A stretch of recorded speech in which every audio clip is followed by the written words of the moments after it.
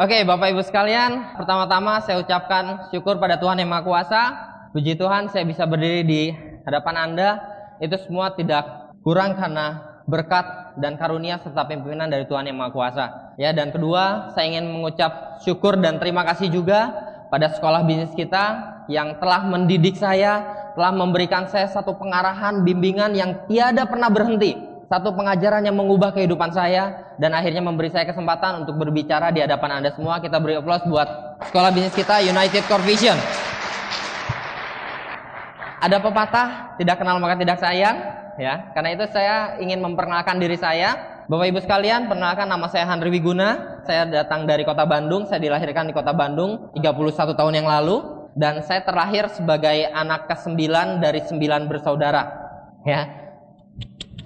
Banyak memang, saya tahu Bapak Ibu. Ya mungkin dulu belum banyak hiburan, jadi ya mau gimana lagi ya. Tapi harus bersyukur Bapak Ibu. Seandainya dulu sudah banyak hiburan, ya mungkin saya nggak ada. Betul ya. Semua ada hikmahnya Bapak Ibu ya.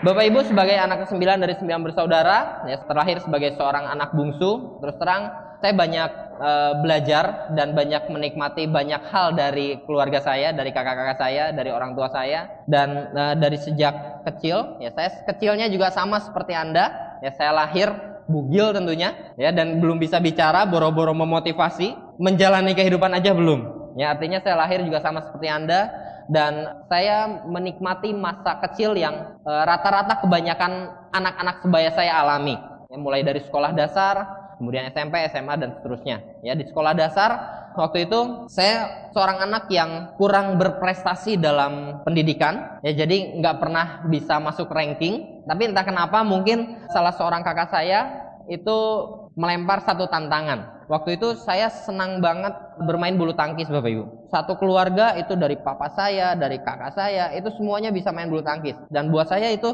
satu olahraga yang menarik sekali. Sehingga saya juga belajar untuk bermain bulu tangkis, ya tapi satu yang membuat saya agak bete waktu kecil, ya karena sementara ayah saya, papa saya, kemudian kakak-kakak saya itu pakai raket yang bagus-bagus Bapak Ibu. Kalau waktu angkatan jadul, mereknya Carbonex, betul ya? Aduh seneng banget gitu ya ngelihatnya, aduh kayak megang juga, kayak megang apa gitu. Nah tapi waktu itu saya juga dibeliin raket, tapi yang harganya 2.500. Ya, dan itu nggak ada mereknya sama sekali. Saya sakit hati banget waktu itu ya.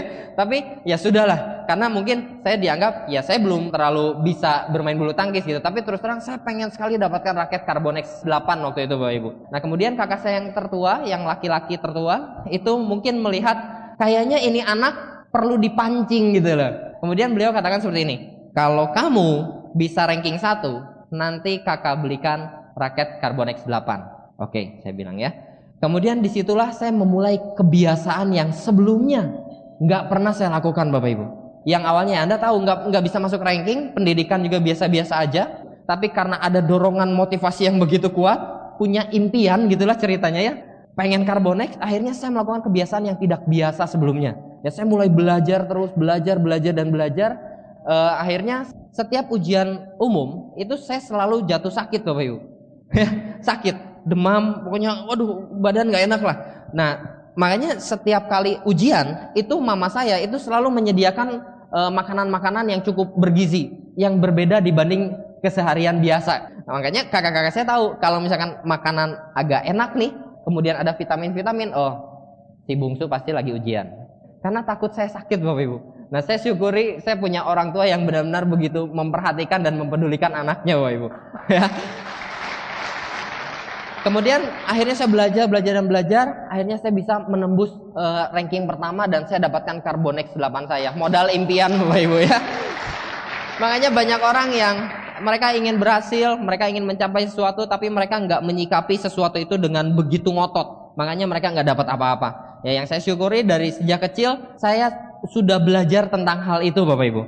Nah itu Anda perhatikan nggak? Dari awal saya bukan orang yang berprestasi Bapak Ibu. Tapi karena ada kemauan, ada impian, dan mengubah kebiasaan, akhirnya sesuatu yang tidak biasa menjadi biasa. Nah, kalau kebiasaan yang buruk jadi kebiasaan, hasilnya pasti buruk. Tapi kalau kebiasaan yang bagus jadi kebiasaan, itu pasti luar biasa, betul nggak? Nah, karena itu sekarang bagaimana dengan kebiasaan Anda? Ya, Setelah lulus SD kemudian saya masuk ke jenjang sekolah menengah pertama SMP, tapi ya nggak ada hal yang menarik lah di SMP, biasa-biasa saja. Nah, kemudian saya masuk SMA. Nah, dari sejak SMA ini saya mulai mengenal satu lingkungan yang cukup berpengaruh. Di situ saya belajar ternyata lingkungan itu bakal bisa sedikit banyak itu menentukan kita bakal jadi apa atau kita bakal seperti apa gitu loh. Karena pada saat saya lingkungan SMA, saya bergaul di lingkungan rekan-rekan yang kebetulan tidak terlalu memfavoritkan yang namanya pelajaran. Jadi kerjaannya itu main biliar Bapak Ibu. Nah di situ mulai bolos. Ya kemudian saya pakai motor kan ya, motor Yamaha Force One waktu itu.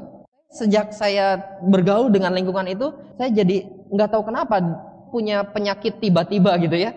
Kalau misalkan saya naik motor, sekolah itu harusnya belok kanan. Tapi nggak tahu kenapa tiba-tiba tangan saya nggak mau dibelokin ke kanan. Jadi terus saja berhentinya justru malah belok kiri. Di situ tempat biliar. Itu udah otomatis Bapak Ibu. Nggak tahu kenapa kebiasaan ya. Dan itu bertahun-tahun dari pagi suka bolos main biliar. Kalau misalkan nggak bolos pun pulangnya pasti main basket sebentar terus langsung biliar sampai malam. Itu setiap hari Bapak Ibu sekalian. Jadi Anda bayangkan ya.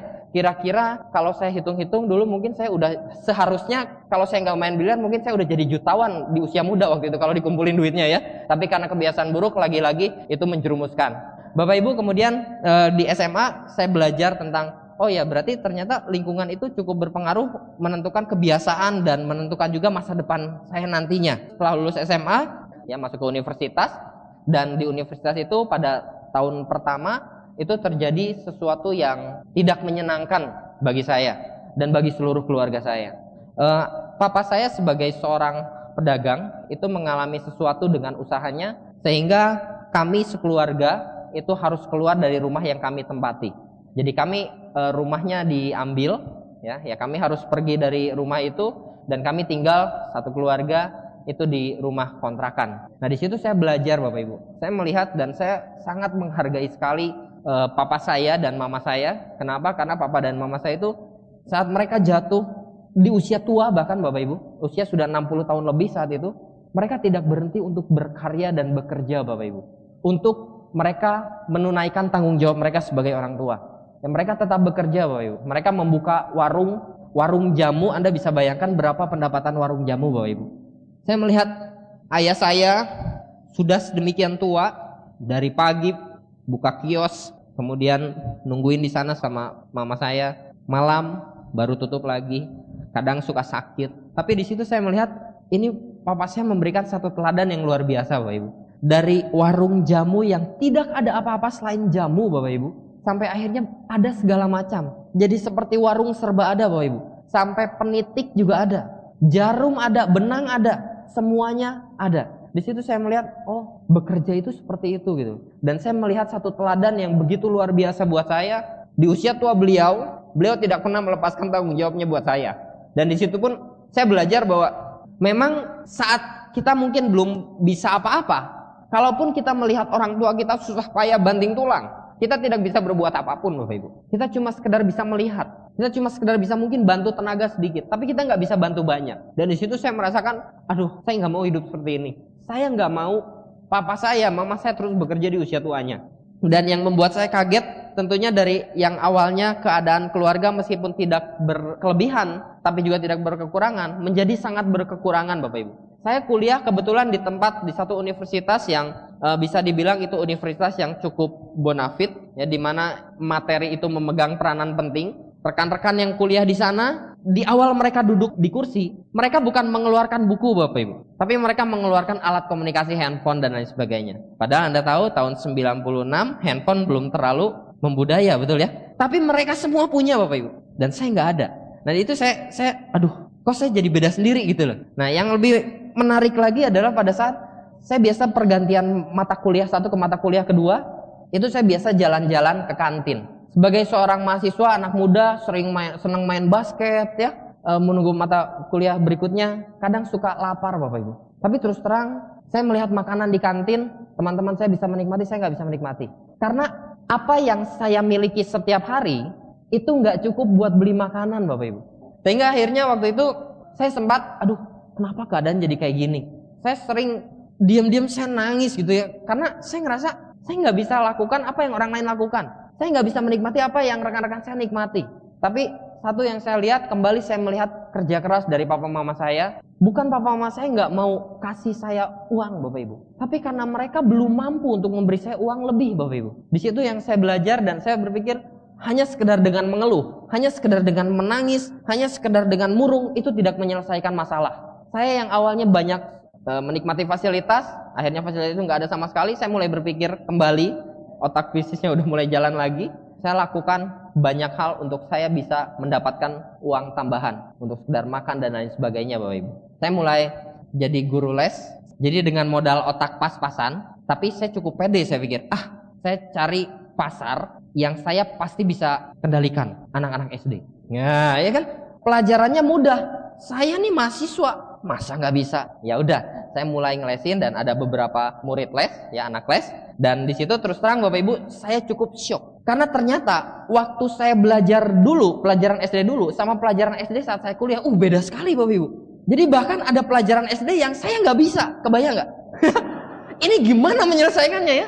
Tapi karena saya memang terbiasa untuk bekerja pintar, jadi kalau setiap misalkan ada soal dari buku cetak atau dari gurunya diberikan, kemudian mereka nggak bisa selesaikan, mereka tanya sama saya, ya, saya dalam hati saya panik, saya nggak bisa, ya, tapi otak saya main, kamu nih masa yang gini aja nggak bisa? Ya udah selesaiin dulu soal yang lain, nanti yang itu belakangan. Udah gitu waktu habis kan, selamat. Ya, pulangnya baru saya belajar gimana ini kunci jawabannya gimana ya. Diakalin Bapak Ibu. Untuk bertahan hidup, ya, untuk bertahan hidup.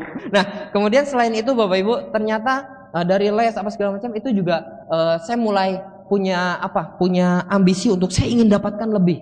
Sehingga akhirnya sempat saya mau berhenti kuliah. Karena saya pikir saya mau fokus buat cari uang. Supaya saya juga bisa benar-benar bisa bantu papa mama saya. Tapi waktu itu papa saya bilang, papa punya anak 9. Tapi dari 9 yang jadi sarjana itu cuma 2 orang. Papa pengen ada yang ketiga. Papa sekarang buka warung, papa akan lakukan apapun supaya kamu lulus kuliah. Di situ Bapak Ibu, saya ngerasa kalau saya berhenti kuliah, berarti saya membunuh impian papa saya. Jadi di situ meskipun saya nggak suka kuliah karena saya udah benar-benar senang dengan mencari uang, akhirnya saya paksakan kuliah. Nah, Bapak Ibu sekalian, hari ini bagi Anda yang mungkin masih kuliah, saran saya Bapak Ibu, saya percaya bahwa Anda punya impian sehingga Anda jalankan bisnis ini, betul? Tapi satu hal Bapak Ibu, kalau sampai juga bisnis ini membuat Anda meninggalkan kuliah, kalau menurut saya itu kurang bijaksana. Kenapa? Karena Anda berhak untuk punya impian. Tapi orang tua Anda pun berhak untuk punya impian. Dan impian mereka adalah melihat Anda lulus. Ya. Jadi tetap bagi waktu antara kuliah Anda dan bisnis ini. Karena bisnis ini saya berani jamin selama Anda bisa mengatur waktu, bisnis ini sama sekali tidak akan mengganggu kuliah Anda. Kemudian saya teruskan ya sampai akhirnya saya lulus. Saat saya lulus, ini saya udah mulai naluri saya untuk saya pengen dapat uang. Itu semakin besar Bapak Ibu. Sehingga akhirnya setelah saya lulus, saya berpikir waktu saya lulus Bapak Ibu, saya di situ juga belajar. Dulu banyak sekali orang yang mengatakan, termasuk para senior saya, para orang-orang tua, ya mengatakan kalau kamu kuliah yang benar, IPK yang benar, yang bagus, kemudian sesudah kamu lulus, kamu cari kerja, dapat perusahaan bonafit, gaji lumayan, berumah tangga, hidup bahagia selamanya. Indah banget saya pikir ya. Indah sekali gitu loh. Tapi ternyata Bapak Ibu pada saat lulus bukan sesuatu yang indah yang kita hadapi. Karena apa? Karena pada saat benang di toga kita dipindahkan, di titik itulah kita menjadi pengangguran. Betul? Jadi kalau ada di antara Anda juga yang hadir ke sini sebagai seorang mahasiswa dan sudah berulang kali mendengarkan peluang dan informasi mengenai bisnis ini dan mengatakan, saya kan kuliahan, calon sarjana, masa jalanin bisnis kayak gini? Sebentar Bapak Ibu, mendingan jalanin bisnis yang kayak gini dibandingkan pengangguran. Betul ya? Dan lagi sarjana tidak menjamin Anda bisa dapat kerja yang begitu luar biasa buat kehidupan Anda. Tapi di bisnis ini, itu jelas. Bisnis ini bisa menjamin masa depan Anda Bapak Ibu. Jauh lebih baik ya. Nah, kemudian Bapak Ibu, akhirnya saya lulus. Dan pada saat saya lulus, saya melihat papa saya menitikkan air mata, nangis, dia peluk saya ya, dan saya bersyukur ya, saya bisa memenuhi impian orang tua saya. Setelah saya lulus, saya juga sambil jadi marketing. Itu sebetulnya yang namanya marketing itu sebetulnya julukan yang yang dibagus-bagusin sebetulnya. Karena apa? Karena ya marketing itu bahasa kerennya lah. Sebetulnya saya jualan semuanya Bapak Ibu. Mulai dari baju, sarung. Kalau pada saat lebaran, sarung. Terus kemudian busana muslim. Pada saat lebaran gitu ya laku ya. Kemudian sendal Bapak Ibu. Sendal pun, sendal jepit pun saya jual Bapak Ibu. Apapun yang bisa menghasilkan pendapatan, saya ambil Bapak Ibu. Kenapa? Karena saya tahu sarjana itu tidak menjamin sukses Bapak Ibu. Tapi bukan berarti kita jangan jadi sarjana, bukan. Sarjana tetap penting. Hanya saja sarjana juga belum tentu sukses. Nah, di situ pada saat saya jualan sendal, ini sendalnya juga unik Bapak Ibu. Saya jualan, kalau yang namanya ego, harga diri, muka udah saya buang Bapak Ibu. Udah bukan tebal muka lagi, muka udah saya buang. Peduli amat, ya. Karena apa? Saya ingin hidup. Ya. Saya jualan sendal, itu sendalnya memang unik. Jadi sendal itu sendal reject. Kalau saya bawa sendal itu, saya bawa satu kantong plastik besar, transparan, di motor. Jadi begini, saya bawa, ya, di belakang ada baju apa segala macam. Kalau misalkan orang mau pilih sendal, orang itu nggak bisa cuma sekedar tunjuk, saya mau yang ini, nggak bisa Bapak Ibu. Kalaupun dia nunjuk yang ini, tetap saya nggak cuma sekedar mengeluarkan satu sendal, tapi semuanya saya keluarin. Kenapa? Karena kiri dan kanan bisa beda. Nah, keren kan? Kiri sama kanan bisa beda Bapak Ibu ya. Ya Anda kebayang berapa murahnya itu sendal ya. Tapi semua dilakukan. Kenapa enggak Bapak Ibu? Malu, gengsi. Kalau malu, gengsi dan lain sebagainya nggak bikin kita jadi kaya, terus buat apa masih dipertahankan juga gitu loh ya. Tapi tenang Bapak Ibu, hari ini Anda diundang pengundang Anda bukan untuk menjadi penjual sendal. Tenang ya, tenang. Jangan terburu-buru menghakimi, oke? Nah, kemudian setelah saya lulus saya masih juga les privat apa segala macam, dan di situ saya merasakan juga, kok gini ya? Kalau saya kerja, saya dapat duit. Kalau saya nggak kerja, saya nggak dapat duit. Buat saya itu masalah. Saya ingin supaya saya dapat pendapatan juga luar biasa gitu loh. Memang sih waktu itu pendapatan saya juga nggak main-main Bapak Ibu, jangan sembarangan. Saya bisa dapat 10 juta itu per tahun tapi ya. Dari segala macam itu, kebayang nggak? Udah kerja, udah menguras fisik, kehujanan apa segala macam, tetap juga dapat 10 juta per tahun ya. Saya pikir ini nggak bisa terus kayak gini gitu loh. Saya sebagai seorang guru les, saya ngerasa biasa dulu lesan saya itu setiap berapa kali itu bayar ya, baru tarik bayaran. Nah masalahnya Bapak Ibu, itu nggak mengenal kita sehat atau sakit. Kalau mau dapat duit, itu harus tetap jalan, harus tetap kerja, harus tetap ngelesin. Karena kalau sekarang misalkan saya 8 kali dibayar, kemudian pada saat yang ke-7, saya demam, sakit, nggak bisa pergi apa segala macam. Tapi hari saya sakit, itu adalah hari gajian Bapak Ibu. Saya nggak bisa apa-apa. Mau sakit, saya tetap ngelesin Bapak Ibu. Karena apa? Duit. Ya. Duit memang bukan segalanya Bapak Ibu. Tapi kalau Anda nggak punya duit, Anda kehilangan segalanya. Betul? Nah, kemudian di situ Bapak Ibu saya mulai berpikir, apa ya, saya setiap hari akhirnya saya biasa ya, kalau yang namanya seseorang pada saat udah melakukan maksimal, kok masih gini-gini aja, kita lari sama yang di atas. Doa, Tuhan, saya bilang, saya ingin punya satu usaha, satu pekerjaan yang bisa menjamin masa depan saya, yang saya nggak harus seumur hidup bekerja seperti ini. Dan saya juga ingin tidak cuma sekedar bisa mencukupi diri saya sendiri. Saya punya orang tua. Papa mama saya sudah tua. Meskipun kami 9 bersaudara. Tapi kalau sekedar menunggu kakak-kakak sukses. Iya kalau sukses. Kalau belum, mau sampai kapan? Saya selalu berpikir seperti itu Bapak Ibu. Sehingga akhirnya itu yang membulatkan tekad saya. Saya berpikir meskipun saya seorang anak bungsu, bukan berarti saya harus menunggu. Meskipun saya seorang anak bungsu, saya bisa menjadi yang terdepan. Ya. Nah, kemudian di situ saya terus menerus berdoa ya, terus menerus berdoa sambil ngelesin jalan ya, kemudian marketing tanda kutip ya, terus jalan semuanya. Dan akhirnya satu waktu ada telepon dari rekan saya yang dulu sama-sama satu SMA. Rekan saya ini bukan rekan yang se-SMA yang dulu sering main biliar, ya suka berantem, bukan Bapak Ibu, tapi rekan yang beda partai ya. Yang satu partai putih, yang satu partai hitam kan. Nah beliau ini dari partai putih Bapak Ibu ya, dari golongan putih ya.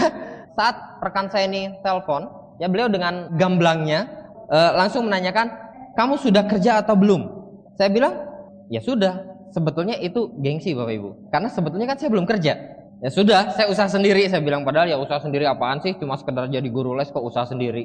Ya sombong aja sedikit. Nah, tapi beliau saat itu mengatakan, kalau kamu mau dapat pendapatan lebih, ya saya ada sebuah bisnis. Dia bilang, bisnis apa? Saya bilang kan, saya masih terbiasa dengan rutinitas sehari-hari saya. Ya, nah kemudian saat itu beliau dengan polosnya juga mengatakan, ya seperti MLM katanya gitu.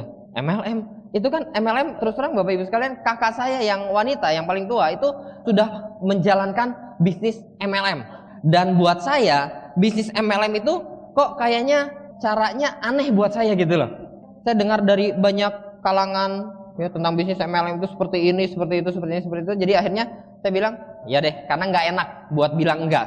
Tapi beliau saat itu bilang, kalau kamu mau dapat sesuatu yang lebih ya dari bisnis ini, kamu datang aja dulu, nggak ada salahnya. Beliau mengundang saya ke presentasi home meeting Bapak Ibu di sebuah rumah di Jalan Balong Gede di Bandung ya. Kemudian saya bilang iya, tapi saya nggak datang Bapak Ibu ya. Kemudian besoknya beliau telepon lagi Bapak Ibu, kenapa kemarin nggak datang? Segala alasan saya buat ya. Akhirnya beliau bilang ya udah nggak masalah, cuma kebetulan katanya besok ada lagi. Ya ampun, saya diundang lagi. Akhirnya karena berkali-kali diundang nggak datang, diundang nggak datang, diundang nggak datang, akhirnya saya nggak enak Bapak Ibu ya. Saya akhirnya datang. Ya udahlah, daripada hidup saya terganggu kan. Ya Anda bayangkan gitu. Itu yang telepon itu sesama jenis Bapak Ibu. Jadi hidup saya itu benar-benar diganggu. Ya sudah, daripada hidup saya terus menderita, saya datang aja. Pada saat saya perjalanan menuju ke tempat presentasi diadakan, ya, itu di sebuah rumah, dan itu ada pertigaan. Biasa saya punya penyakit tiba-tiba Bapak Ibu ya. Nggak tahu kenapa, tiba-tiba saya pengen lurus aja, nggak mau masuk ke rumahnya Bapak Ibu. Tapi memang apesnya di pinggir jalan raya Bapak Ibu, pengundang saya itu lagi begini. Aduh, saya ngelihatnya wajah penuh harap ya, gembira sih. Jadi aduh, hati manusia saya jadi tersentuh ya. Nggak enak gitu ya. Ya sudahlah ya, dalam hati aduh sial ya, benar-benar sial gitu ya. Ya udah, saya masuk aja, datang aja, dan di situ saya diberikan penjelasan mengenai bisnis ini. Dan di situ orang yang menjelaskan, saya melihat wah, orang ini punya wawasan yang bagus ya. Meskipun terus terang beliau mengatakan dan menceritakan tentang profil seorang Robert T. Kiyosaki, seorang yang menjadi konsultannya orang-orang ultra kaya di Amerika, yang beliau yang mengerti sekali bagaimana cara mendapatkan pendapatan dan membangun aset. Di situ beliau menjelaskan tentang Robert T. Kiyosaki. Saya sebagai guru les, saya masuk ternyata masih di kuadran kiri Bapak Ibu ya. Dan kuadran kiri dengan kasarnya beliau orang yang satu ini mengatakan di buku ini kuadran kiri itu disebutnya istilahnya kuadran miskin katanya. Kurang ajar saya bilang ya. Karena saya pikir itu siapa itu Robert T. Kiyosaki? Kenal juga enggak gitu ya. Berani-beraninya bilang saya miskin meskipun faktanya dalam hati iya juga gitu ya. Kebayang 10 juta per tahun Bapak Ibu ya.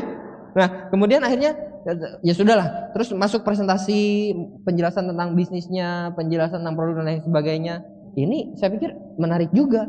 Saya terkait dengan satu kata, wah ini akumulasi tanpa batas waktu. Sebetulnya setiap orang pasti bisa saya pikir. Dan ini mudah sekali. Dan satu hal yang saya lihat juga, di situ saya bisa mendapatkan satu masa depan yang selama ini saya inginkan. Bisa punya pendapatan yang besar, sehingga saya tidak hanya sekedar bisa mencukupi diri saya sendiri, tapi saya juga bisa membantu orang tua saya. Saya bisa menolong keluarga saya. Nah, akhirnya pada saat beres presentasi, itu ada beberapa brosur Bapak Ibu. Brosurnya kalau sekarang Anda enak ya, udah wah brosur mau pilih yang warna apa? Mau yang warna hijau, warna merah, warna-warni banyak. Dulu tidak Bapak Ibu. Jadi pada saat saya memulai di presentasi itu, brosurnya hanya beberapa. Kemudian saya diundang dengan beberapa orang rekan saya yang lain. Ternyata masih rekan-rekan satu SMA juga. Ada yang ketua OSIS, kemudian ada yang aktivis basket. Pokoknya orang-orang berkualitas lah. Ya yang dari golongan hitam cuma satu memang. Cuma saya aja waktu itu. Nah, pada saat beres presentasi, si presenter itu mengatakan seperti ini. Kayaknya dari tadi lu merhatiin banget katanya gitu ya ke teman saya. Lu merhatiin banget. Nah lu kalau misalkan mau pelajari, ini ada bahan-bahannya bisa lu pelajari lebih lanjut. Ada brosur dan ada buku hijau waktu itu. Terus saya ada tipe kolerisnya Bapak Ibu, nggak mau kalah. Saya di situ kurang ajar saya bilang. Kok dia dikasih saya enggak? Saya dicuekin Bapak Ibu. Tapi saya di situ langsung bilang, saya juga mau dong saya bilang gitu. Brosur ternyata masih ada Bapak Ibu ya. Ternyata masih ada. Pertamanya aja cuma bilang tinggal beberapa, alah dasar permainan ya. Jaga postur ceritanya ya. Nah akhirnya saya dapat ya. Siapakah orang yang mempresentasi saya dengan begitu luar biasa? Orang ini adalah orang yang menurut saya wawasan beliau luar biasa banyak dan bukan orang yang bodoh Bapak Ibu. Karena beliau ini mengikuti olimpiade mewakili Indonesia untuk mata pelajaran tertentu, ya mewakili Indonesia ke Hungaria. Beliau adalah Silver Lion Indonesia, peraih semua reward. Tepuk tangan buat Bapak Ferdinand Fadil. Ya. Nah setelah itu Bapak Ibu sekalian saya pulang ke rumah. Setelah pulang ke rumah saya simpan dulu brosurnya Bapak Ibu. Dan dengan rutinitas dan lain sebagainya kembali saya larut di aktivitas semula. Tapi saya bersyukur sekali karena apa? Karena sponsor saya, pengundang saya saat itu follow up saya Bapak Ibu. Telepon gimana sudah dipelajari belum dan bla bla bla apa segala macam. Di situ saya tersadar, iya ya selama ini saya melakukan aktivitas sehari-hari, ngelesin, jualan serabutan. Saya selama ini merindukan satu pekerjaan, satu usaha yang bisa menjamin masa depan saya dan juga masa depan orang tua saya. Dan saya juga merindukan sekali pekerjaan yang bisa membuat saya nyaman dan tidak harus bekerja untuk seumur hidup. Tidak harus bekerja sampai usia udah 50 tahun baru pensiun gitu. Aduh nggak keren buat saya itu. Jadi di situ saya langsung, oh iya juga ya. Selama ini saya berdoa untuk meminta satu hal yang bisa membuat hidup saya lebih baik. Ini jalannya saya pikir. Dan saya bersyukur. Pengundang itu benar-benar mengingatkan saya. Ya, sponsor saya mohon beri aplaus buat Bapak David Wikarta. Nah, kemudian saya mulai pelajari, ya saya buka kembali brosur apa segala macam, saya buka, saya pelajari dan saya bilang saya join. Tapi masalahnya kan saya nggak punya duit Bapak Ibu. Ya Anda kebayang 10 juta per tahun, sebulannya berarti berapa? Buat sehari-hari juga udah sangat mepet sekali gitu loh. Nah, tapi di situ saya berpikir saya toh terbiasa untuk memulai segala sesuatu pun dengan bekerja gitu loh. Ya, jadi saya pikir nggak ada salahnya. Oke, saya dengan cara jualan, Bapak Ibu. Nggak punya uang, jualan. Sampai ketok-ketok pintu, Bapak Ibu. Dalam waktu 12 hari saya break mencapai bintang 3 dengan cara berjualan. Makanya saya suka sedih sekali kalau misalkan ada orang yang ditawarkan bisnis ini, orangnya bukan orang berduit. Terus dia bilang, aduh pengen sih bisnis ini tapi nggak punya duit. Itu omong kosong menurut saya, Bapak Ibu. Itu omong kosong Bapak Ibu. Ya. Justru kalau kita nggak punya duit, mau sampai kapan kita nggak punya duit? Mau sampai kapan? Buat saya saat itu nggak punya duit itu nggak jadi masalah Bapak Ibu. Karena apa? Karena saya melihat bahwa bisnis inilah solusi untuk kekurangan uang saya. Jadi saya lakukan apapun, jualan Bapak Ibu, ketok-ketok. Kalau banyak yang bilang, ih kok kayak nggak tahu malu, nggak gengsi gitu, kayak nggak tebel muka. Terus terang Bapak Ibu, muka udah bukan tebel lagi, muka udah saya buang. Karena saya berpikir satu Bapak Ibu, sederhananya begini. Gengsi, muka, kemudian malu dan lain sebagainya, itu nggak membuat kita sukses Bapak Ibu. Tapi kalau kita sukses, kita akan punya kehidupan yang jauh lebih bergengsi Bapak Ibu. Ya. Buang dulu mukanya, nanti mukanya balik lagi. Nah, kemudian Bapak Ibu sekalian setelah itu saya bergabung, kemudian saya mulai menjalankan bisnis ini. Saya mulai tawarkan pada rekan-rekan saya dan ternyata saya cukup kaget di awal karena apa yang saya pikir, wah orang ini nih saya presentasikan nggak mau, presentasikan lagi nggak mau, saya tawarkan orang yang lain nggak mau, rekan-rekan saya nggak mau. Bahkan begitu banyak di antara mereka yang mulai nyindir-nyindir yang nggak enak Bapak Ibu. Waktu saya mulai ke open plan waktu itu ya, bawa jas, dibilangnya kayak gini sambil pegang-pegang jas saya, wih udah jadi bos. Kurang ajar. Ya, tapi nggak masalah Bapak Ibu. Yang enak itu bukan ketawa di depan, tapi ketawanya di belakang. Betul nggak? Ya, ketawa di belakang itu jauh lebih nikmat Bapak Ibu sekalian. Ya. Kemudian saya presentasikan ke banyak sekali rekan saya, tapi ada bahkan di antara mereka satu kelompok komunitas yang luar biasa positif dalam tanda kutip, ya kerjanya ngumpul di rental, ya. Kita biasa waktu dulu, waktu masih main, masih biasa-biasa gitu ya, suka ngumpul di satu rental Bapak Ibu. Awalnya saya begitu diterima, kalau di rental, ketawa, apa segala nonton, main PlayStation ya. Tapi setelah saya jalan di sini, ya beberapa kali saya datang ke sana berusaha untuk presentasi sama beberapa di antara mereka, sampai akhirnya muncul satu ultimatum, boleh lu ngumpul di sini, tapi nggak bicara Tiansi ya. Nah, tapi di situ saya bersyukur lagi Bapak Ibu. Karena di situ saya bisa melihat yang mana teman, yang mana yang bukan, yang mana yang calon orang sukses, yang mana yang bukan. Ya di situ saya belajar banyak. Kemudian Bapak Ibu, saya berusaha untuk mempresentasikan salah seorang rekan terbaik saya. Ya tapi ternyata rekan saya ini ogah. Akhirnya saya ketemu dengan adiknya, kakaknya nggak dapat, set adiknya. Ya, nah adiknya saya presentasikan dan pada saat dipresentasikan adiknya ini, iya, gitu Bapak Ibu. Tapi saya bingung, udah berapa lama tapi kok nggak join? Katanya iya gitu ya. Akhirnya waktu itu sebetulnya setelah saya gabung, ya bahkan saat saya sebelum bintang 3 pun saya udah diminta untuk ke pertemuan sama upline saya. Ya tapi saya bandel, saya nggak mau ke pertemuan, nggak penting saya bilang. Ya buat apa itu pertemuan? Nah kemudian setelah saya mengalami, aduh kok ini orang iya tapi nggak join, disarankan coba bawa ke pertemuan katanya gitu. Ya sudah, karena udah berapa lama nggak join, udah deh saya nyerah, bawa ke pertemuan. Nah di pertemuan saya suruh dia masuk aja, saya di luar. Luar biasa ya. Itu dulu Bapak Ibu ya, itu dulu seperti itu. Jadi beliau ini masuk dan kemudian saya di luar. Begitu beres OPP, beres pertemuan, baru saya datengin. Gimana? Saya bilang, oh bagus, ini tuh yang kemarin lu ceritain. Ya ampun, saya bilang, saya udah berbusa-busa, yo, tapi ternyata nggak ngerti Bapak Ibu. Di pertemuan 1 kali ngerti dan join Bapak Ibu. Itu gunanya pertemuan. Di situ saya mulai klik. Oh gitu. Ya. Nah,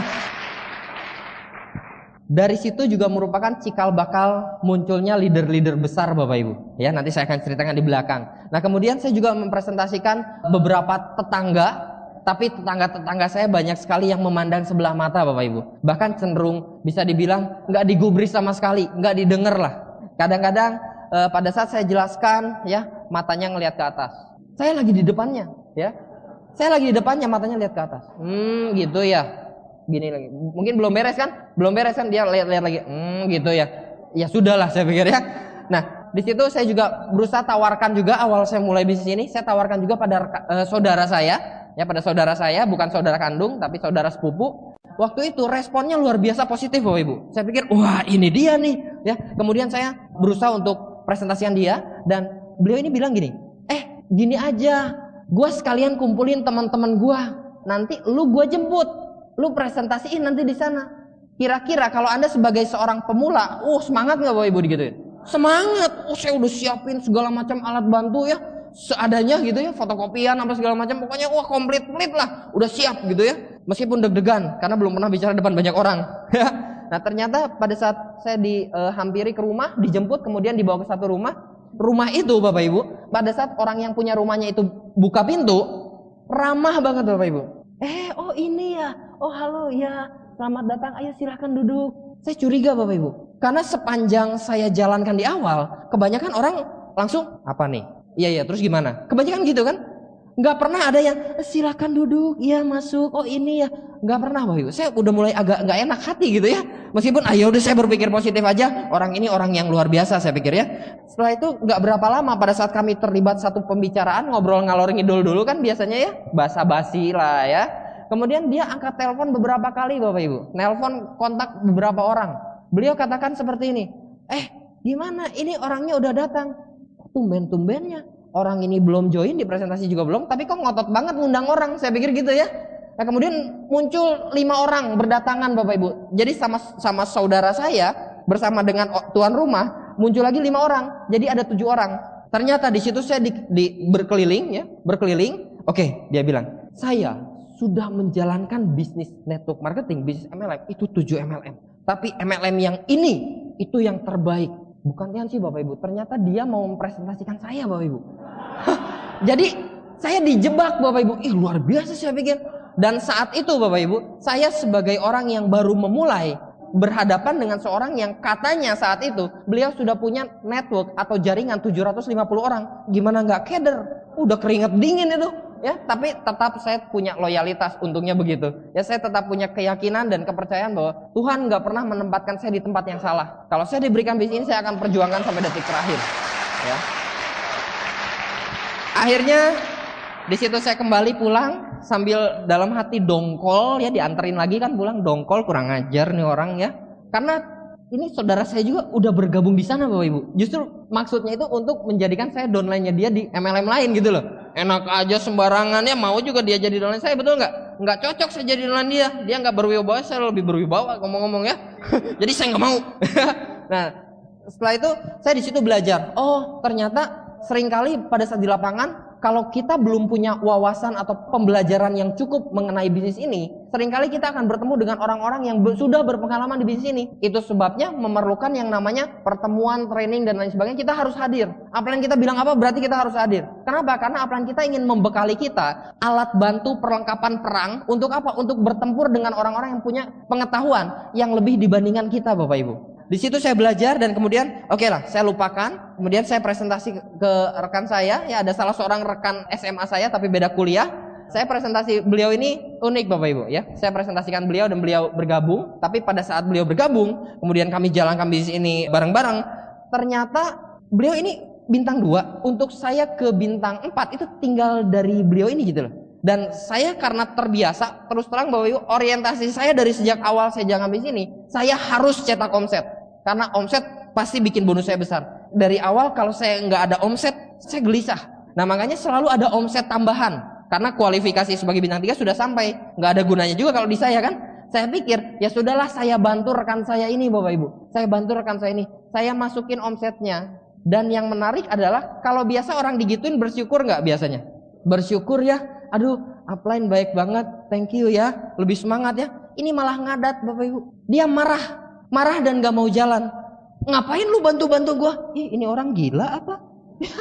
Terus gak jalan Bapak Ibu berbulan-bulan. Ya sudah terlanjur dimasukin omsetnya, ya sudah saya naik bintang 4 ya. Nah itu di awal saya jalankan bisnis ini Bapak Ibu.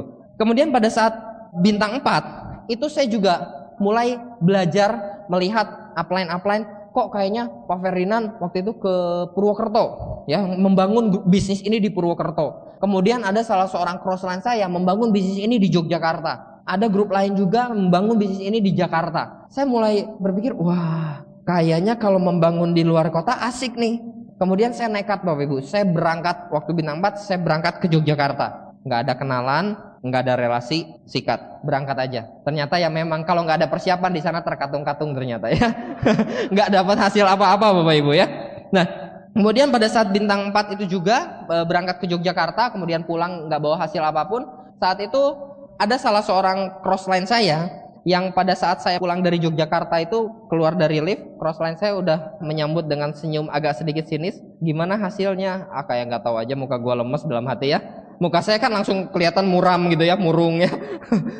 Terus saya bilang, enggak, hasil, tapi belum, saya bilang. Nanti hasilnya belum kelihatan, saya bilang gitu.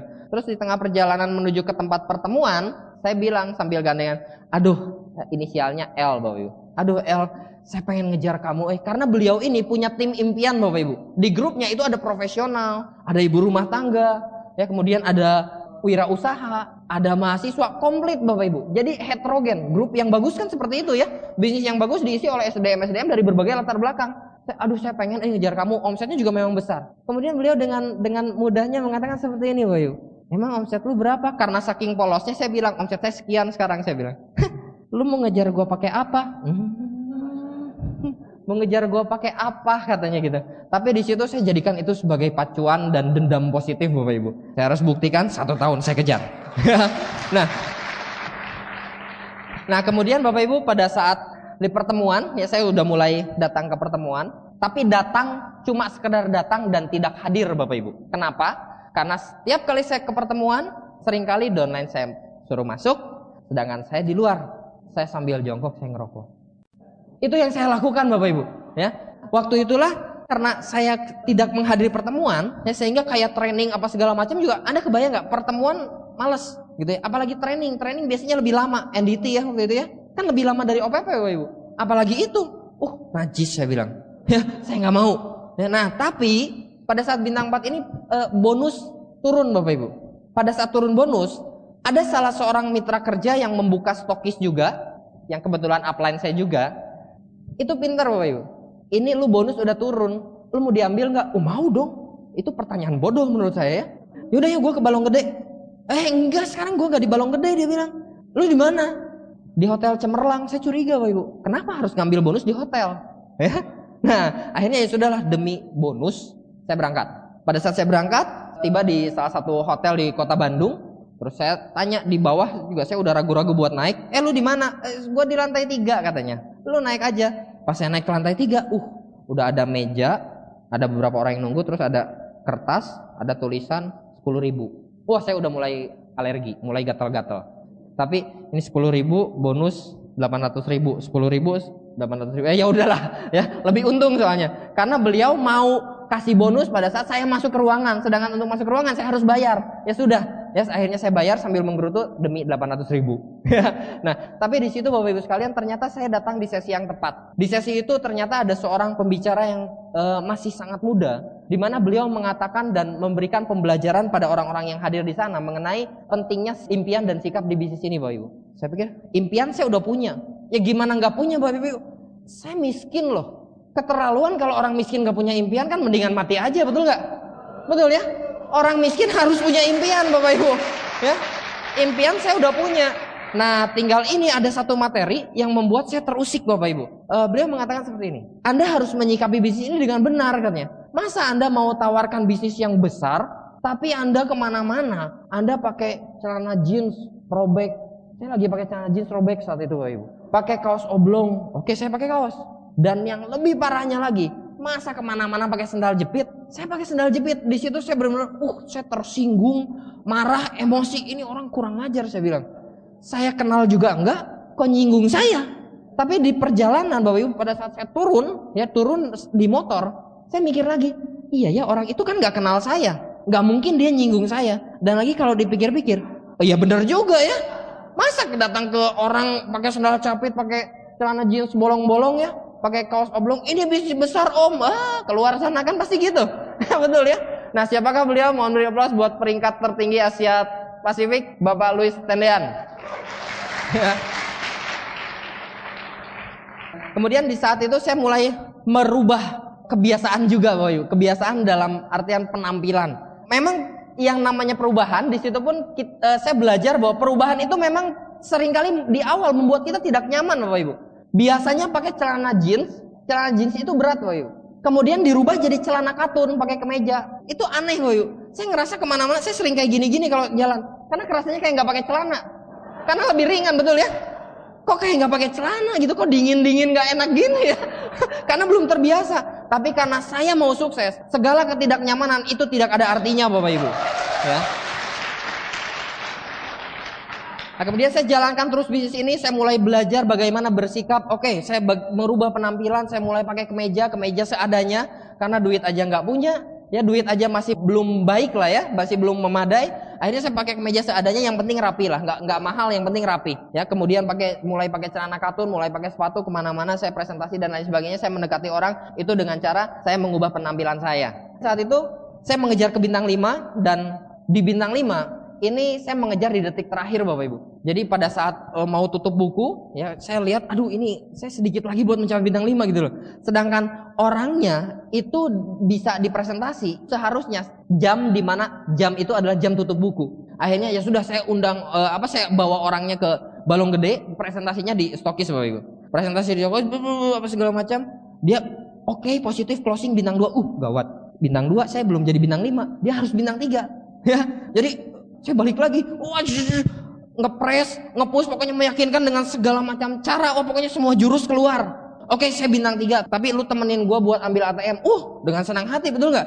Nah, tapi pada saat saya mau mendaftarkan, ini produknya ini bintang 3. Ya, saya pikir bintang 5. Kemudian stokisnya bilang gini, aduh sorry, itu produknya pada nggak ada. Yang ada cuma beberapa produk. Aduh, Bapak Ibu. Nah, di situ saya kembali lagi dan dengan segala macam, pokoknya semua jurus keluar lah. Akhirnya saya berhasil mengalihkan yang asalnya pilih produk A jadi produk B, produk C jadi produk B. Ya. Semuanya saya lakukan dan akhirnya dia close bintang 3 dan detik terakhir saya bintang 5. Itu waktu pengalaman saya menuju bintang 5. Artinya di situ saya belajar, Bapak Ibu, ya. Waktu sekecil apapun bisa membuat satu perubahan besar. Kalau hari ini misalkan Anda punya goal jalankan bisnis ini, mau menuju ke bintang 4 atau ke bintang 5, aduh tinggal 6 jam lagi tutup buku. Sebentar, Bapak Ibu, 1 menit pun bisa membuat satu perubahan besar. Jangankan 6 jam, kejar sampai bel terakhir berbunyi, ya.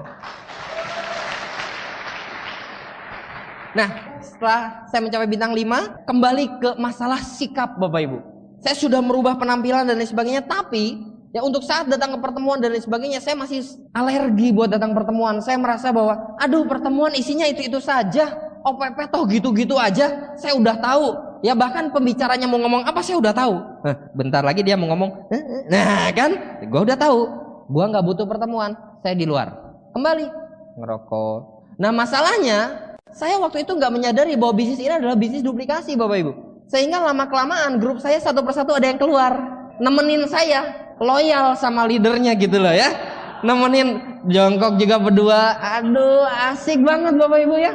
Lama makin banyak, dan akhirnya Bapak Ibu di open plan itu ada lagi pada ngumpul dengerin open plan, tapi di luar ruangan open plan itu ada lingkaran kecil, lingkaran besar, itu semua grup saya. Dan Anda tahu apa yang terjadi? Omsetnya nggak ada Bapak Ibu, karena mereka nggak belajar ya. Dan itu karena saya, makanya di situ, waduh, saya pikir wah ini grup neraka ini kalau kayak gini ya, gawat. Jadi akhirnya ya sudahlah, saya mulai dulu. Dan ternyata pada saat saya memulai kembali untuk hadir di pertemuan, saya memperhatikan, ini buat pembelajaran, saya pikir buat grup saya juga melihat. Akhirnya kalau waktu di awal saya menduplikasikan hal yang buruk, saya di luar gedung pertemuan ngerokok dan lain sebagainya, itu dalam waktu singkat, dalam waktu 1-2 bulan, itu hampir seluruh grup saya ngikut saya. Tapi pada saat saya hadir ke pertemuan, nyatet, ngedengerin, lihat pertemuan gitu ya, dengerin, itu butuh waktu 8 bulan Bapak Ibu untuk mereka semuanya ikut pertemuan lagi. Untuk yang jelek cuma butuh 1-2 bulan, untuk yang bagus butuh 8 bulan. Luar biasa saya pikir, makanya jangan main-main Bapak Ibu ya.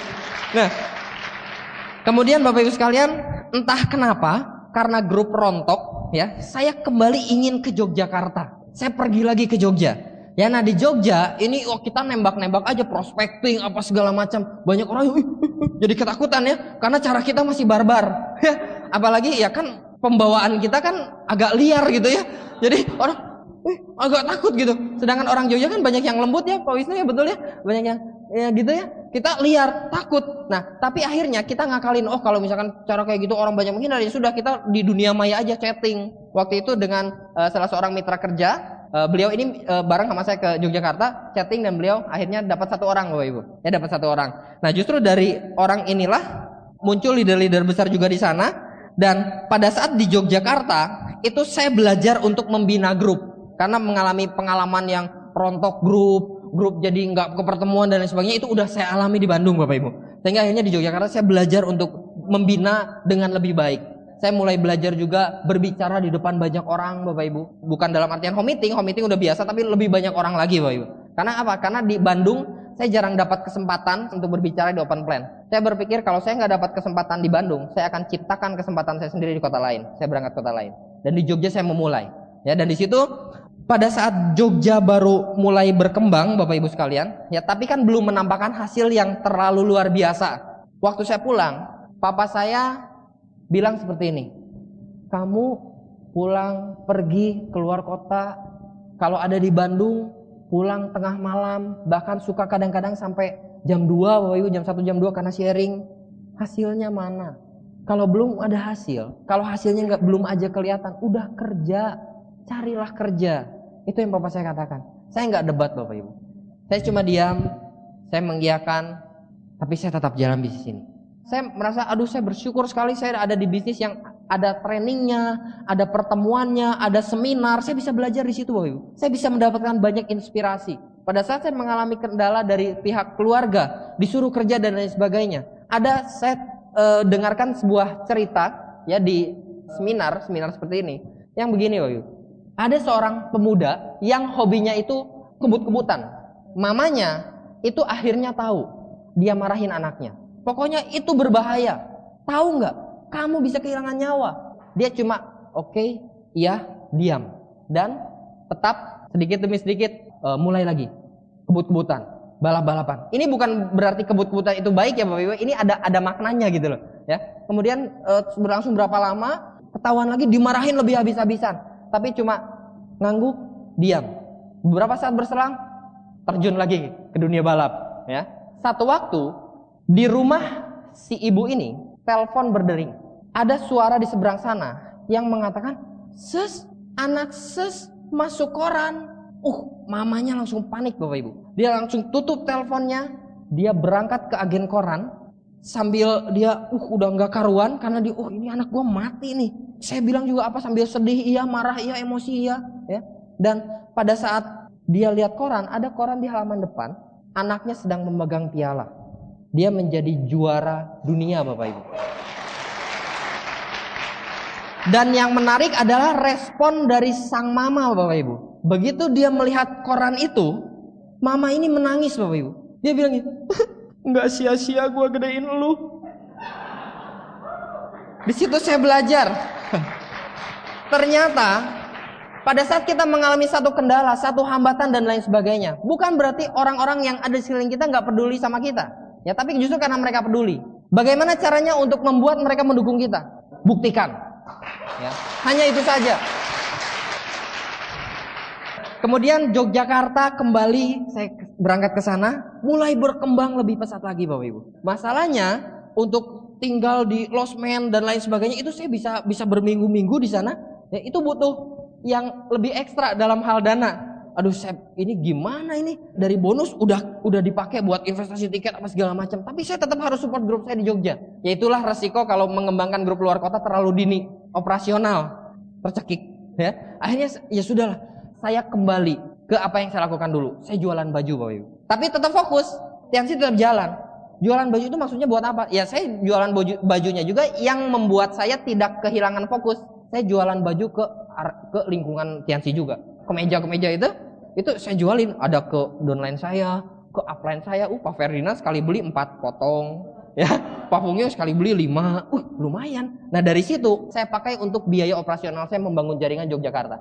Apapun saya lakukan karena saya punya impian. Saya nggak mau susah. Saya harus sukses. Dan saya tahu dan saya yakin bahwa Tuhan nggak pernah tempatkan saya tempat yang salah. Ya. Nah kemudian kembali ke Jogja. Di Yogyakarta akhirnya berkembang lebih pesat lagi. Kemudian di Yogyakarta muncul bintang 5, 4 deret, Bapak Ibu. Bintang 5, bintang 5, bintang 5, bintang 5. Saya turun sampai ke level yang paling dasar. Ya kalau Anda tahu marketing plan, itu dapatnya berapa, Bapak Ibu? Saya turun ke paling dasar. Saya tetap ke sana, Bapak Ibu. Kenapa? Karena saya berpikir ini aset. Aset itu seringkali kita harus mengorbankan sesuatu di awal. Besarin dulu, ya nanti lama-lama menghasilkan terus-menerus dan nggak bisa di stop lagi, betul nggak? Ya. Nah, itu yang saya lakukan pada saat saya bangun Yogyakarta, Bapak Ibu. Ya.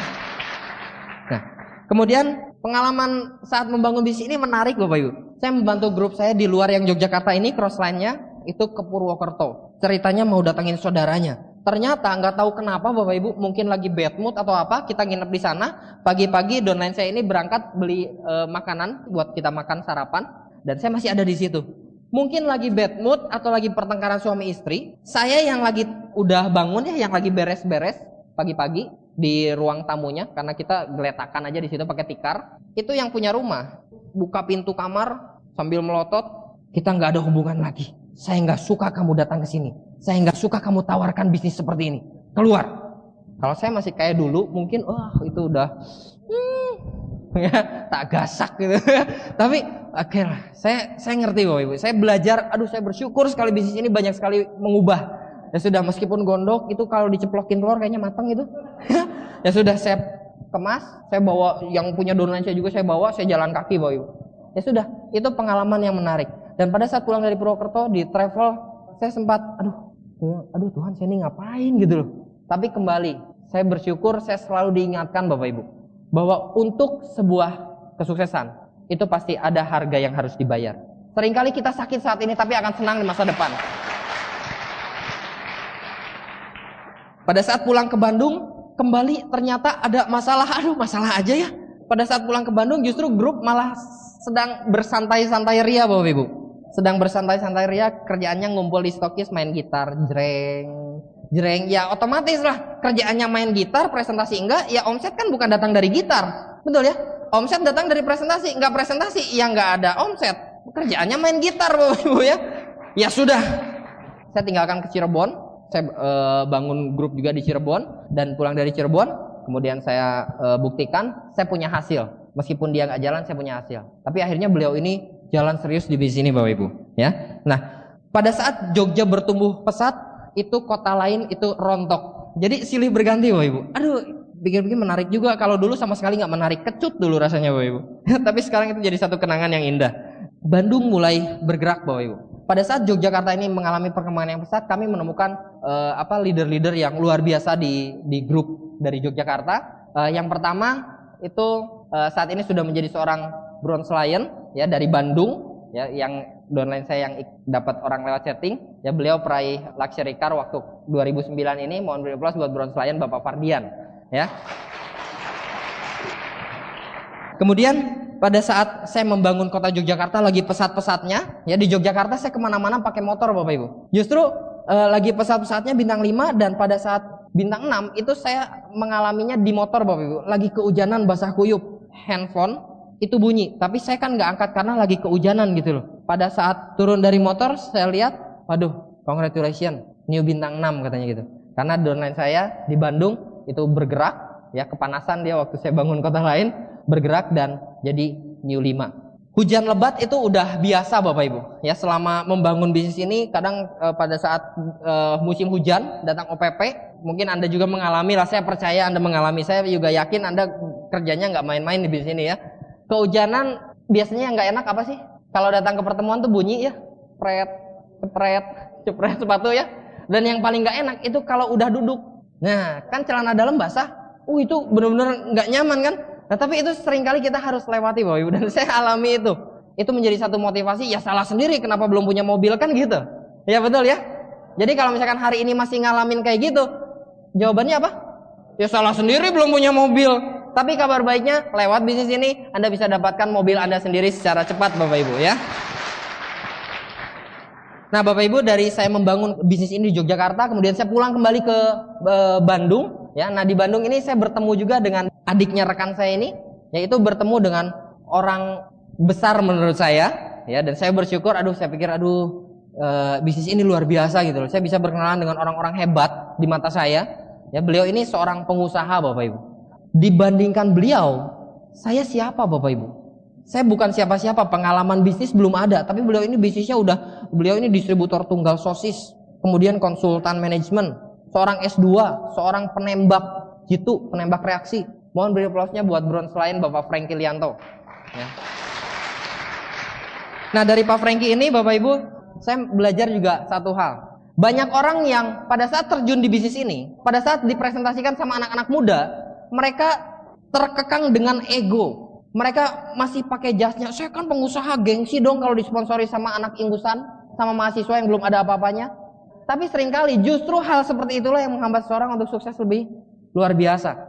Pak Franky Lianto itu orang yang benar-benar mau belajar Bapak Ibu. Beliau dengan kapasitas beliau sebagai seorang pengusaha besar, mau belajar dari sponsornya yang anak muda, dari upline-upline yang jauh lebih muda dan nggak ada pengalaman bisnis dibandingkan beliau di konvensional Bapak Ibu. Tapi beliau tahu, beliau lepaskan egonya, lepaskan jasnya untuk belajar dari anak-anak muda. Dan akhirnya beliau saat ini sudah meraih luxury car dan kapal pesiar ya.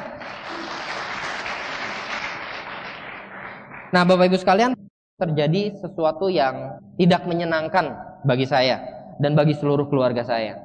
Papa saya yang nggak bisa dibilang nggak pernah sakit, bahkan kalaupun sakit beliau nggak nunjukin. Tapi beliau saat itu benar-benar kelihatan banget sakit. Kalau sakitnya nggak parah nggak mungkin seperti itu. Akhirnya benar beliau harus dirawat di rumah sakit selama berbulan-bulan ya, dan akhirnya dinyatakan bahwa papa saya harus dioperasi Bapak Ibu. Keluar dari operasi itu papa saya udah nggak bisa bicara, dan beliau hidup disokong dengan oksigen, selang di sana sini, harus pakai sonde buat keluarin dahak setiap hari Bapak Ibu. Saya mendengarkan nafas beliau, cuma bisa tarik nafas berat, tarik nafas lagi berat. Begitu menyakitkan buat saya. Pada saat ayah saya sakit, kemudian kelihatan agak membaik. Saat itu ada seminar juga di Yogyakarta dan banyak mitra kerja saya yang naik peringkat. Saya ingin hargai mereka Bapak Ibu. Saya katakan sama orang tua saya mau ke Jogja, ke mama saya, kemudian kakak-kakak saya, mereka katakan pergi ya. Sebelum itu saya selalu bisikan sama papa saya mau berangkat dulu ke Yogyakarta, cuma 2 hari. Saya bilang, doain aja, saya pulang pasti ada hasil, saya pasti pulang dengan hasil. Saya berangkat ke Jogja Bapak Ibu ya. Nah, saya berangkat ke Yogyakarta, saya diminta menjadi salah seorang pembicara di seminar itu Bapak Ibu. Pagi-paginya saya SMS, saya nanya keadaan papa ya, saya tanya keadaan papa saya, gimana keadaan papa. SMS saya dibalas dengan balasan yang menurut saya aneh, lu kapan pulang? Kok nggak dijawab? Saya SMS ke kakak saya yang lain, Kakak saya yang lain malah balik memberitahu saya, menyuruh saya untuk pulang. Kalau bisa lu cepet pulang. Di situ saya udah benar-benar nggak enak Bapak Ibu. Kakak saya yang laki-laki tertua itu cukup sigap, dia langsung kontak. Saya angkat, dia katakan, Papa udah nggak ada. Saya jangan bisnis ini buat beliau Bapak Ibu. Tapi pada saat beliau meninggal, saya merasa bahwa sebagian dari tubuh saya ini hilang. Dan di situ saya benar-benar ngerasa jadi orang yang paling tidak tahu diri, jadi anak yang paling tidak tahu membalas jasa, karena saya belum bisa berikan apapun. Jadi saat itu saya diminta pulang sama Pak Ferdinand. Kamu pulang aja kan? Saya pikir saya ingin menyelesaikan dulu seminar, saya ingin melihat grup saya naik panggung. Sampai grup saya semua naik panggung, saya pulang. Akhirnya setelah beres saya pulang, Bapak Ibu. Pengalaman naik pesawat Bapak Ibu, pertama kali. Banyak orang yang pengalaman naik pesawat pertamanya itu begitu indah. Aduh seneng, aduh memuaskan, aduh menyenangkan. Saya enggak Bapak Ibu. Pengalaman pertama saya naik pesawat itu sangat menyakitkan buat saya. Saya nggak bisa menikmati dalam pesawat. Saya cuma ingat saat saya pulang, saya bahkan nggak pulang ke rumah Bapak Ibu. Saya pulang ke rumah duka. Saya merasa, aduh, saya banyak sekali buang-buang waktu. Seharusnya selagi orang tua saya masih komplit, saya sudah sukses. Tapi saya belum bisa berikan apapun. Itu yang saya pikirkan Bapak Ibu. Jadi sangat sakit buat saya pada saat saya kehilangan papa saya. Terlebih pada saat saya satu-satunya anak yang tidak ada di sisi beliau pada saat beliau dipanggil pulang Bapak Ibu. Saya satu-satunya yang tidak ada bangun bisnis ini. Nah, Bapak Ibu sekalian, sejak saat itu saya memang kehilangan impian saya Bapak Ibu. Labil. Tapi karena saya punya grup Bapak Ibu, saat itu saya tetap datang pertemuan, saya tetap datang OPP, saya tetap datang training, saya tetap hadir, saya tetap impact di depan Bapak Ibu. Dalam hati lagi nggak karuan, tapi saya tahu bukan itu yang dibutuhkan grup. Saya harus tetap bisa tampil energik, saya harus tetap semangat. Ya, meskipun dalam hati nggak karuan, nggak sinkron sebetulnya. Itu yang saya alami Bapak Ibu. Pada saat saya mencapai new bintang 7, Anda bayangkan, yes, new bintang 7, pendapatan sudah besar, 8-12 juta bintang 7 betul? Sudah new bintang 7 mau dikasih, yang mau dikasih nggak ada. Anda bayangkan, hari ini Anda harus bersyukur kalau Anda masih punya orang tua komplit Bapak Ibu. Anda masih punya kesempatan untuk berikan yang terbaik buat mereka. Jangan sampai terlambat Bapak Ibu.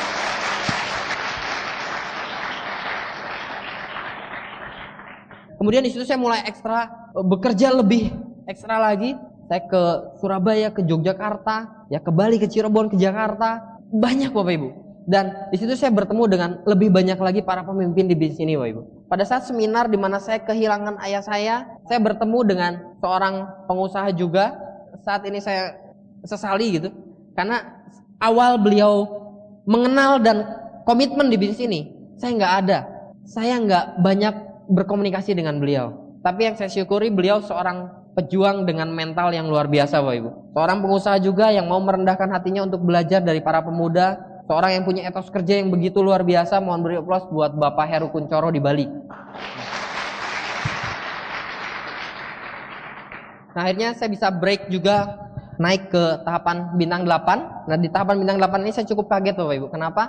Karena terus terang, Anda kebayang ya, dari orang yang awalnya buat makan aja susah, kemudian akhirnya naik kasta jadi 10 juta per tahun, kemudian bonus habis dipakai buat bangun jaringan, buat investasi tiket dan lain sebagainya, datang pertemuan, membina diri dan lain sebagainya, habis tiba-tiba di bintang 8. Waktu itu bintang 8 standar belum 40 Bapak Ibu.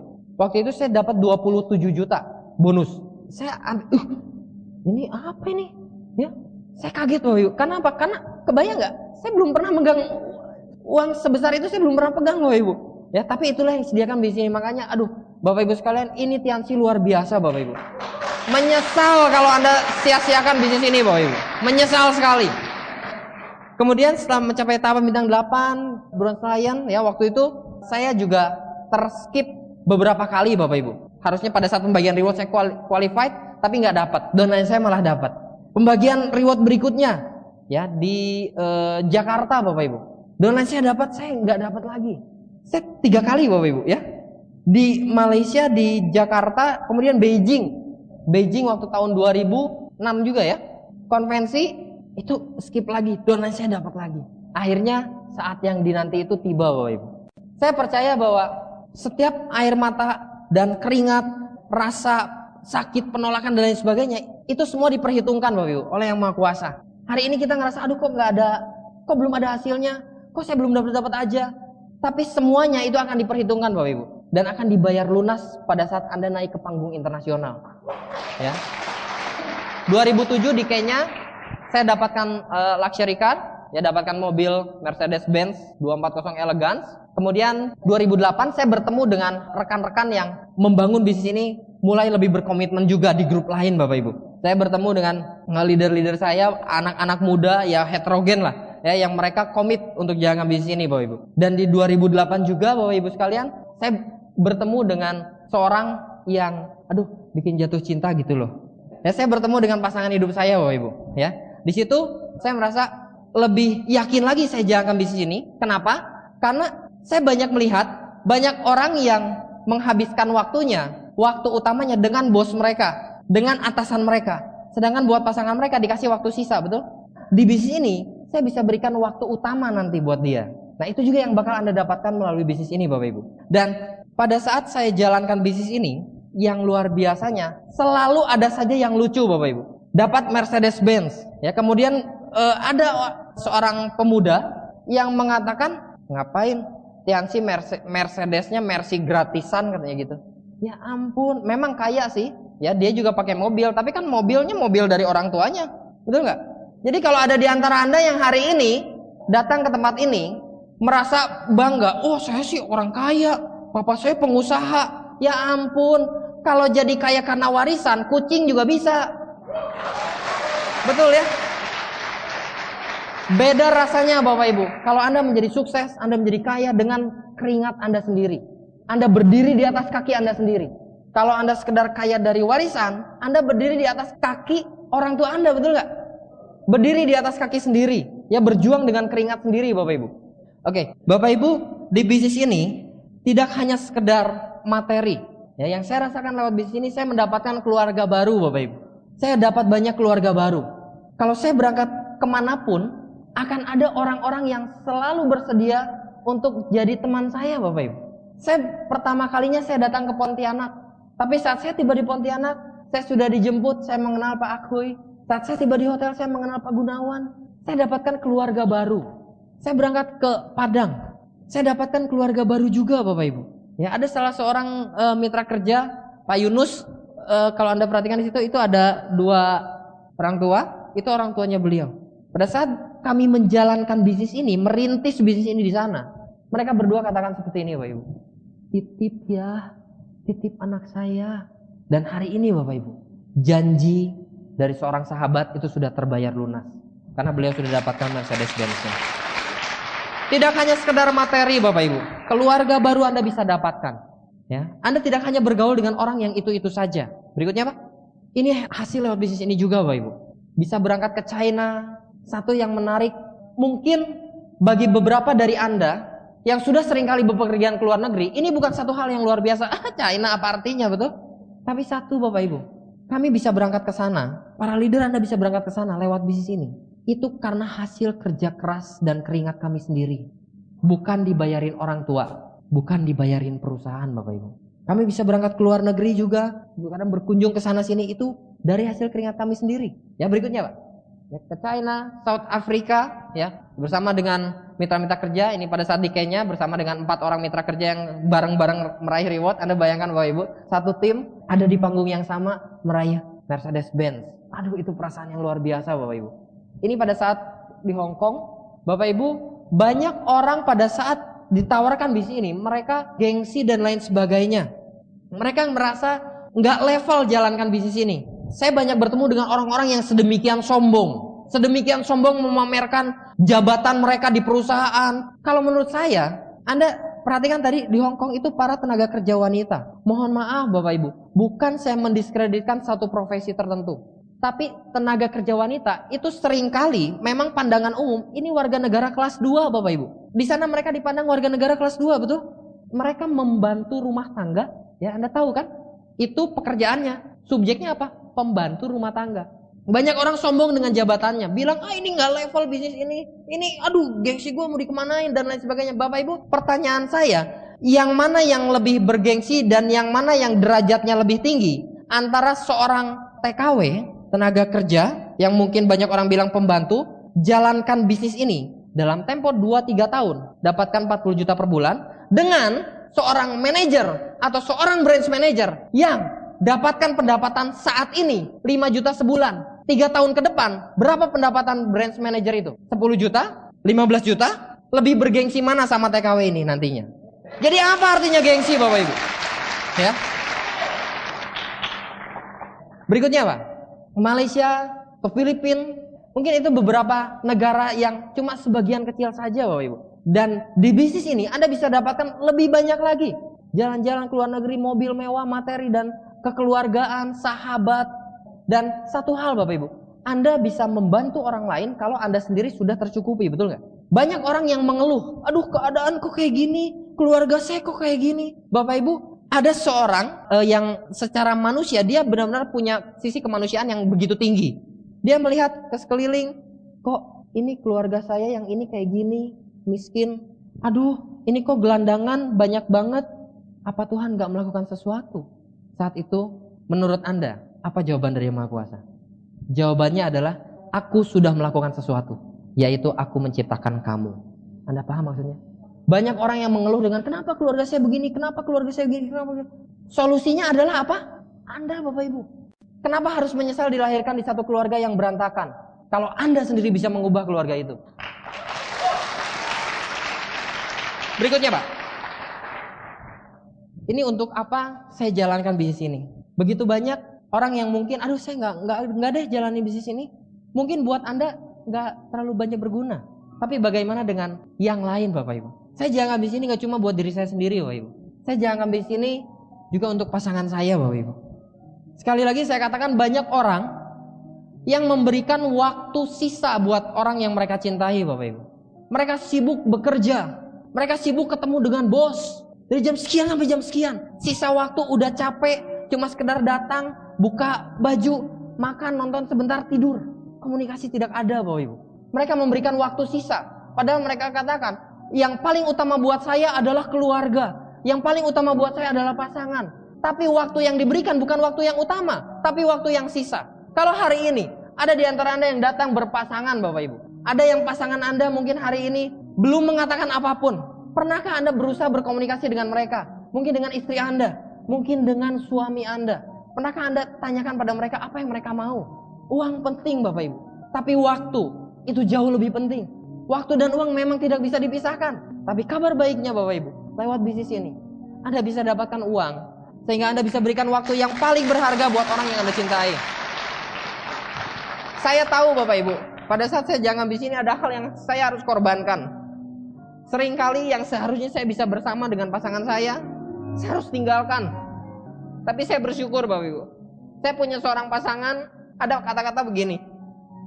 Di balik pria sukses itu ada seorang wanita sukses, betul? Ada seorang wanita di balik seorang pria sukses. Tapi saya bersyukur, saya bukan memiliki seorang wanita di belakang saya. Saya memiliki wanita di samping saya Bapak Ibu. Yang menemani saya berjuang untuk bangun bisnis ini. Ya, karena kami tahu bahwa ke depan kami akan menikmati kebebasan waktu kami. Saya juga jalankan bisnis ini Bapak Ibu untuk senyuman mama saya. Pada saat keluarga kami jatuh, banyak orang yang menyepelekan keluarga kami Bapak Ibu. Banyak orang yang bahkan saudara sekalipun itu menjauhi keluarga kami. Mama saya seorang melankolis. Mama saya jadi murung, berpikir terus, ya, nggak mau ketemu orang Bapak Ibu, nggak bisa mengungkapkan isi hatinya karena terlalu banyak tekanan. Begitu lama saya menunggu Bapak Ibu, kapan mama saya tersenyum. Saya bersyukur sekali pada Tuhan Bapak Ibu. Lewat bisnis ini Bapak Ibu, saat saya terima luxury car saya bawa mama saya untuk ambil mobilnya ke Gunung Putri di Bogor. Anda perhatikan wajahnya, wajah yang ada campuran akumulasi dari rasa sedih dan sakit, tapi sekaligus juga senang. Saya bisa melihat senyuman mama saya pada saat saya terima luxury car saya, Bapak Ibu. Buat saya itu sangat berharga. Sangat berharga, Bapak Ibu. Dan saya juga jalankan bisnis ini juga untuk keluarga, Bapak Ibu. Buat harga diri keluarga saya. Dari banyak mungkin anggota keluarga, belum tentu semuanya bisa sukses. Bahkan bisa saja kebanyakan belum sukses, betul? Dan pada saat itu, siapa lagi yang akan mendongkrak kalau bukan kita, Bapak Ibu? Kalau hari ini Anda ada di keluarga yang gagal dari anak yang pertama, dari orang tua anak yang pertama, anak yang kedua, anak yang ketiga, semuanya gagal, semuanya tidak sukses. Giliran Anda, Bapak Ibu, untuk mendongkrak harga diri keluarga Anda. Saya jangan bisnis ini juga buat pemimpin terbesar saya. Ya, saya jangan bisnis ini, saya rela, Bapak Ibu. Saya mau ditolak berapa kali pun, saya akan tetap ngotot, saya akan tetap maju jangan bisnis ini sampai garis finish. Saya jalankan untuk pemimpin terbesar buat saya dalam kehidupan saya, Bapak Ibu. Buat papa saya gak bisa berikan apapun saat beliau hidup. Hari ini Anda harus bersyukur. Kalau Anda masih punya papa mama, Anda masih punya orang tua komplit, Bapak Ibu. Anda masih bisa melihat senyumnya, Anda masih bisa mendengarkan komentarnya. Anda harus bersyukur. Tapi pertanyaannya, bagaimana cara Anda mensyukuri? Apakah Anda hanya sekedar mensyukuri dengan seadanya? Atau Anda mensyukuri dengan cara memberikan yang terbaik? Berjuang ekstra, ambil setiap peluang, perjuangkan mati-matian untuk melihat senyum mereka, Bapak Ibu. Papa saya sudah tidak bisa tersenyum, tapi saya yakin dan saya percaya bahwa di atas sana beliau sedang melihat saya dengan tersenyum. Anaknya yang paling bungsu saat ini sudah menjadi seorang yang bisa memberikan arti buat banyak orang.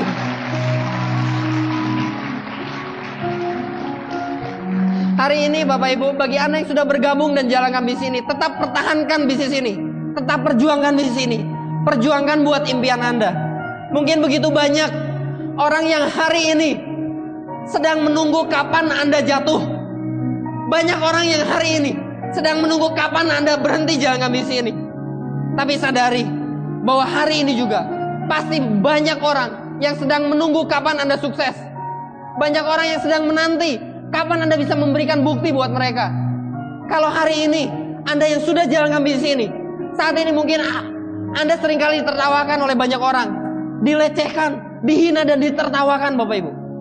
Tapi sadari bahwa sekalipun begitu banyak orang yang menertawakan Anda, melecehkan Anda karena Anda jalankan bisnis ini, ada satu atau dua orang yang setiap malam mereka berlutut, mereka berdoa, mereka menyebut nama Anda dalam doanya, mereka sebut nama Anda, mereka ingin Anda berhasil.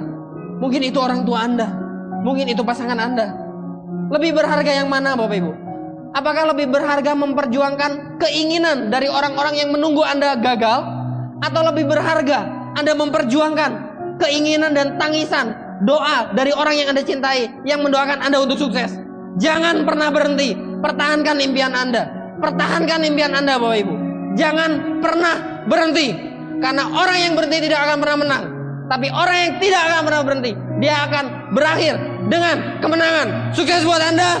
Go Freedom!